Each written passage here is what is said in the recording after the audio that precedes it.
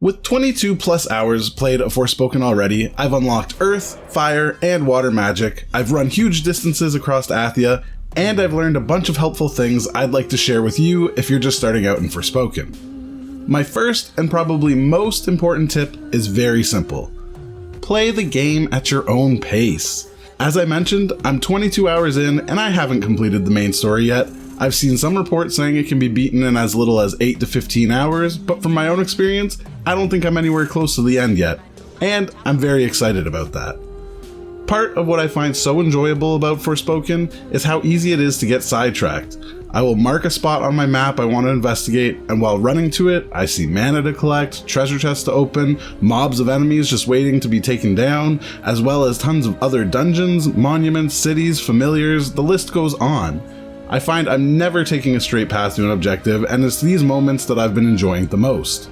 So don't feel like you need to rush through it, take your time to explore, and just have fun.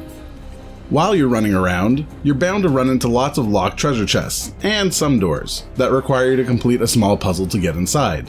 These puzzles are actually very simple, and the majority of them can be completed in under 5 moves. So if you find that you're getting stuck on one, reset it back to the start and try again. Spellcrafting. The more you play, the stronger Frey gets, and it's almost addicting to see how powerful she can get. A big part of this is going to be what's called spellcrafting. Once you're out in the open world, if you visit a refuge, you can go to the bookcase and accept up to 3 spellcraft challenges at a time. These all require you to use the spell in a certain way to power the spell up and Frey as well. There is no cost to start or abandon these, so please always have 3 spellcraft challenges on you at all time. You can fast travel to any refuge, which is super fast, so there's no reason not to. There's also a trophy tied to powering up all spells, so if you're a trophy hunter, this will save you a huge grind at the end of the game. Otherwise, it just gets you to experiment and play in different ways, which I think is really cool.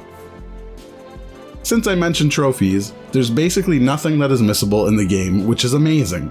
From what I've seen, the only things that can be missed are some of the side quests in Sepal itself.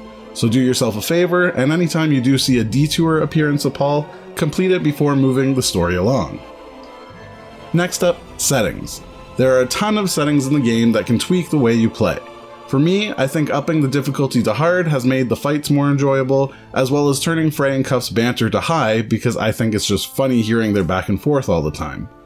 In one of my previous videos, I had recommended turning on auto-support spell switching, and I will admit, I am a convert. While I thought this was a nice feature to have to not have to open the support spell wheel all the time, it is so much more satisfying picking and choosing what spells to use and stringing together some crazy combos. Tangle an enemy with vines, open up a giant fire blast underneath them, and then place a mine right in front of them to explode when they retaliate. It is just so cool. Plus, whichever support spell you leave selected will recharge a little faster than the others, so it can be really clutch to get a spell back faster mid-fight.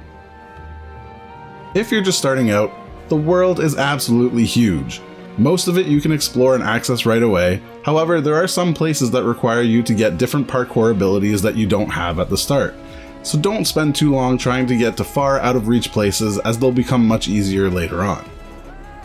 Another thing that can be a bit confusing or tricky when starting out is the equipment. You'll unlock a bunch of cloaks and necklaces, and they'll all have slightly different stats and perks. As you play, you'll be able to upgrade these and boost the magic, health, and defense they each give you, as well as change the perks. So while it's really cool to try out these new pieces, I found it's best to stick to one cloak and one necklace and just upgrade them and swap out the perks as you unlock them. This has let me boost them really high in terms of stats. Locked labyrinths. I don't know why people aren't talking about these more. While the name Labyrinth is a little misleading because they are by no means a maze, these mini dungeons are so cool and packed full of stuff that I think people might be missing. When you enter the labyrinth, you immediately get a marker showing you where to go. This is great. However, in almost all of them, there are side doors and paths you can go down for extra items and tons of mana. They aren't highlighted or pointed out to you, so each time you enter a new room, beat the baddies and then look around. You know which direction the boss is in, so try going through the other doors instead. They always end at a dead end, but the stuff you get from them is amazing. Also, another really cool thing to note is that they always give you a piece of firewood right before the boss door of that labyrinth. You can grab it, set up camp, and craft potions, upgrade gear, or whatever you need to before going into the boss fight. There are also always at least 2 health potions in each boss room. Usually they are near the outside of the room or near pillars, so if you're running low, sprint around and you can pick them up. I'd also like to pause for a second just to talk about how cool those final rooms are of each labyrinth. The legend and story of the first Tanta is so cool and mysterious. I haven't been this excited about weird pieces of lore like this since Assassin's Creed first introduced the Isu and the weird future tech side story with the Pieces of Eden. This totally gives off those kinds of vibes. Anyway, I'm still having an absolute blast with Forspoken, and I can't wait to dive in even deeper. Let me know what you think of it so far, and what tips you've discovered that maybe I didn't cover here. And as always, happy gaming.